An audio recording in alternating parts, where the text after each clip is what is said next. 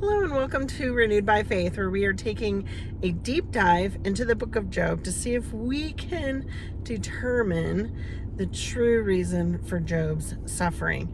This video is for chapter 14, and this is the continuation of Job's response to his buddy Zophar, the Naamathite. In the last two chapters, Job went on and kind of dug a bit at his friends, kind of, saying, who are you to be, making these claims? You're not the one suffering. Doubtless you are the only people who matter, and wisdom will die with you, but I'm not inferior to you. Who doesn't know all these things? He says he's become a laughingstock to his friends. He called on God, and he answered, and goes on to say that it's, the Lord that has stricken him, and God, to God belong wisdom and power, counsel and understanding, meaning God is all knowing. He knows what he did. And he says that God tears down what he tears down. He cannot be rebuilt. And he reveals the deep things of darkness, brings utter darkness into light. And Job says in chapter 13, his eyes have seen all of this.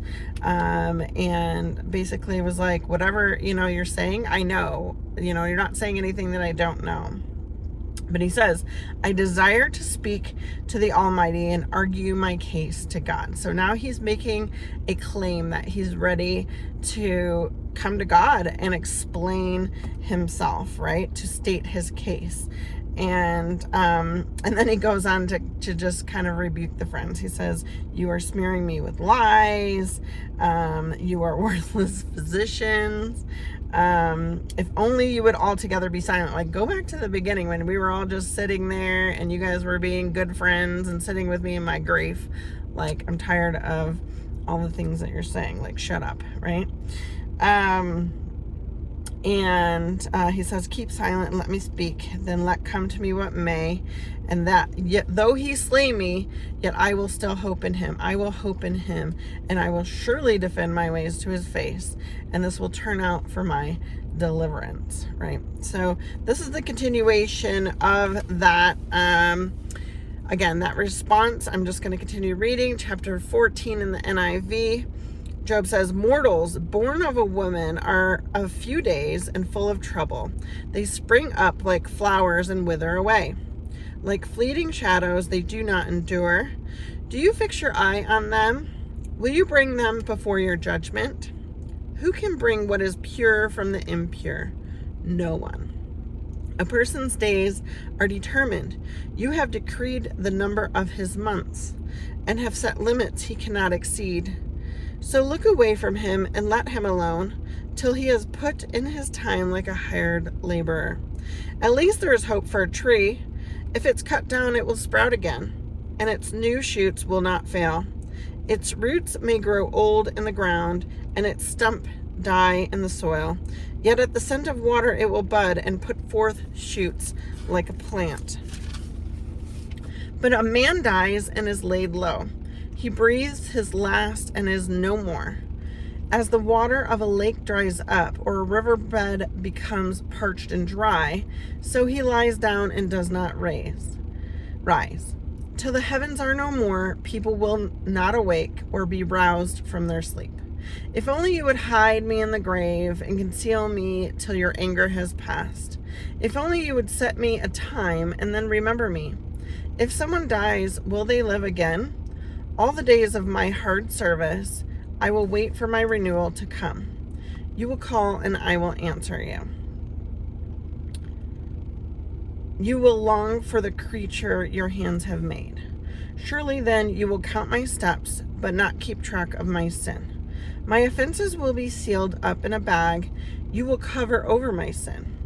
But as a mountain erodes and crumbles, and as a rock is moved from its place, as water wears away stones and torrents wash away the soil, so you destroy a person's hope. You overpower them once and for all, and they are gone. And you change their countenance and send them away. If your children are honored, they do not know it. If their offspring are brought low, they do not see it.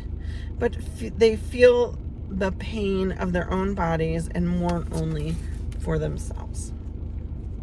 So it's more relenting, right? Or from Job, just saying, that he's kind of, again, presenting that God is the one, number one, doing this to him, because he's saying that, at least a tree has hope, but mortals don't. That there's no hope for men, only men and women, humans. But trees will grow again. But men, a man dies and is laid low and breathes and is no more. And he says, if someone dies, will they live again? And we know that to be true in Jesus. And all the days of my hard service, I will wait for my renewal to come. You will call and I will answer you. You will long for the creature your hands have made. Surely then you will count my steps, but not keep track of my sin. So he knows that there is redemption for him, right? But he's still upset, right? He's still upset. He's still presenting a case to God that God kind of doesn't care as much as, he truly does, right? But that's what Job's thinking. And again, put yourself in Job's shoes, right? If I was in Job's shoes, I had everything taken away from me, and I had these horrible boils all over that were itchy and gross, and I was just in absolute utter despair, I would struggle to think that God loved me in that time. I mean, just being honest, in my flesh, I would struggle with that. I've been there, right? I've had situations where I was at my lowest, and I questioned, God, where are you? Why don't you love me? Why aren't you doing the things that I expect you to do, my expectations? And it doesn't always look like what we expect it to look like, right? And we see that in later chapters of Job. But he's wanting God to just come and take it all from him. And who can blame him for feeling that way?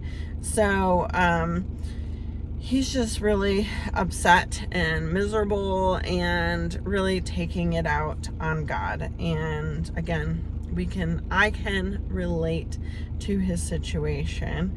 And so next we will hear from his friend Eliphaz again in chapter 15, and then Job again in the next couple chapters. So usually the friends, when they rebuke him, it's pretty short, and then Job's response is pretty long. So start thinking about that.